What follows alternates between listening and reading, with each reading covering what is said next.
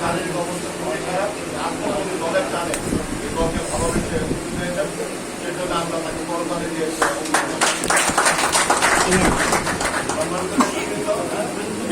আপনারা অনেকে অনেক কথা বলেছেন। আসলে সম্মান দিলে সম্মান পাওয়া যায়, এটা যদি আমরা মাথায় নিয়ে তাহলে কিন্তু আমাদের শৃঙ্খলা ফিরে আসবে। আর আমরা জানি যে আমাদের কাজের অবস্থান কোথায়। আমি নেতা কর্মীদের প্রতি বিশেষভাবে দৃষ্টি আকর্ষণ করতে চাই। গাজীপুর মহানগর অন্তর্গত ৮টি থানা সমস্ত বৈশিষ্ট্য নিয়ে এগিয়ে যাচ্ছে। এটা সম্ভব হয়েছে কেন? আপনাদের সকলের সহযোগিতার কারণে আমরা কিন্তু সেই অবস্থান আমাদের কেন্দ্র পর্যন্ত তুলে ধরতে পেরেছি। এটা কিন্তু শুধুই আপনাদের, এখানে আমার সেক্রেটারি সম্পূর্ণ কিন্তু আপনাদের। সুতরাং আপনারা যদি আপনাদের সুনামটা বজায় রাখতে পারেন আগামীতে আরো ভালো হবে। আমি আশা করবো আমাদের পরিচিত হবে না আগামীকাল কে সামনে থাকবে কে পিছনে থাকবে, নিশ্চয়ই এটা আপনারাই নির্ধারণ করে নেবেন যে আগামীকালের অন্যান্য রেলিতে কারা কারো সামনে থাকবে আর কারা দায়িত্ব নেবে। আমরা চাই যে টঙ্গীদের তথা গাজীপুর মহানগরের যে রেলিগুলি আজকে অনেক জায়গায় বলছে, অনেক জায়গায় বলছে, কালকে হবে, আমাদের রেলিটা যেন সব থেকে আকর্ষণীয় হয়। এইভাবে সকলের সহযোগিতা কামনা করছি।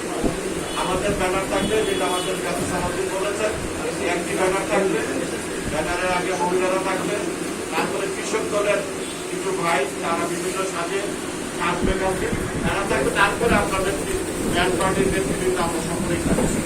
আপনারা প্রত্যেকটি ওয়ার্ড থেকে যদি সাজসজ্জা করে নিয়ে আসতে চান আমাদের কোনো আপত্তি নাই। আপনারা যদি এইভাবে করতে চান উন্মুক্ত থাকলো, আর আমাদের ব্যবস্থা তো আমরা করবো ইনশাআল্লাহ। আমরা আশা করি স্বাধীনতার ঘোষক বহুদলীয় গণতন্ত্রের প্রবক্তা বিএনপির প্রতিষ্ঠাতা শহীদ জিয়া রহমান, শহীদ প্রেসিডেন্ট জিয়া রহমানকে আদর্শ নিয়ে দেশের স্বাধীনতার ঘোষণা দিয়েছিলেন, বিএনপির প্রতিষ্ঠাতা করেছিলেন। এই পরিচয় আজকে আমরা পরিচিত, আমাদেরকে সেটা ধারণ করতে হবে। শহীদ জিয়ার আদর্শ, দেশপ্রেমে ব্যাপক খালেদা জিয়ার যে কঠোর মনোভাব, দেশপ্রেম এবং তারেক রহমানের যে গতিশীল নেতৃত্ব, এই তিনটা জিনিস যদি সমন্বয় করে আমরা এগিয়ে যেতে পারি তাহলে কিন্তু আমাদের রাস্তা অনেক মসৃণ হবে। আপনারা জানেন আমাদের নেতা জনাব তারেক রহমান কিন্তু একটা কথা বলেছে যে আগামী নির্বাচন অন্তত কঠিন হবে। সেটা কিন্তু মনে হয় আমরা কম বেশি সবাই কিছু না কিছু বুঝতে পারছি। গান্ধী সালাতে যে কথাটা বলেছে, বর্তমানে আওয়ামী লীগ কিন্তু জামাত ইসলামের রূপ ধারণ করেছে। বিএনপিকে ক্ষমতায় আসতে না দেওয়ার জন্য দেশি বিদেশি ষড়যন্ত্র কিন্তু চলছে, এটা বিদ্যমান, এটা কিন্তু থেমে নেই। সুতরাং আমাদেরকে অত্যন্ত সতর্কতার সহিত আমাদের রাজনৈতিক সামাজিক কর্মকর্তা পরিচালনা করতে হবে। কোন প্রকার সন্ত্রাস চাঁদাবাজির সাথে আমাদের নেতা কর্মীরা জড়িত হবে না।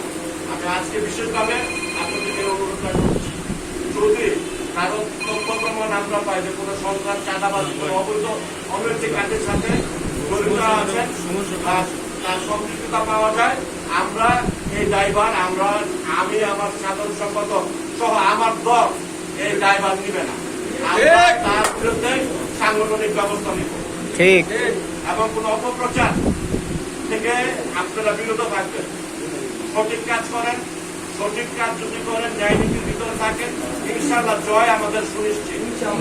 এই জন্য আমাদেরকে সবাইকে ঐক্যবদ্ধ থাকতে হবে, ঐক্য না, যেটা আমাদের ভারপ্রাপ্ত চেয়ারম্যান তারেক রহমান প্রত্যেকটি মিটিংয়েই বলেন, ঐক্যগুলো বিকল্প নাই। আমরা চাই ঐক্য এবং ঐক্য।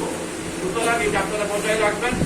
আমরা আশা করি যে আগামীকাল যে বর্ণাঢ্য রেলি হবে এটা সুস্থ সুন্দরভাবে আমরা সম্পূর্ণ করতে পারবো।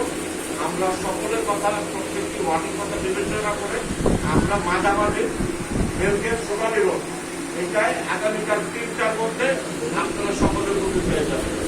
যার যার ওয়ার্ড থেকে সময় সন্ধি করে দিলাম। আপনারা কি চিনতে পেরেছেন সেই জায়গাটা? আপনি শোনে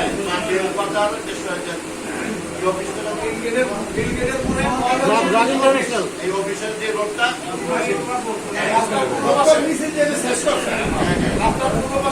এই সোনালী রোড, এখানে লম্বা রোড সুন্দর করে মিছিলের সাথে আমরা চালাগাড়ি পর্যন্ত যাবো, সেখানে যে আমাদের মিছিল সমাপ্ত হবে। আমরা কলেজ গেলে যে আমরা বিষয়টি সমাপ্ত করব। আমরা আশা করছি যে আমরা সুন্দরভাবে নির্বাচনভাবে আপনাদের সকলের সহযোগিতা চাই। আপনারা জানেন যে আদালত ডেমোক্রেসি আপসের ক্ষেত্রে দেশ নেত্রী এবং খালেদা জিয়ার শারীরিক অবস্থা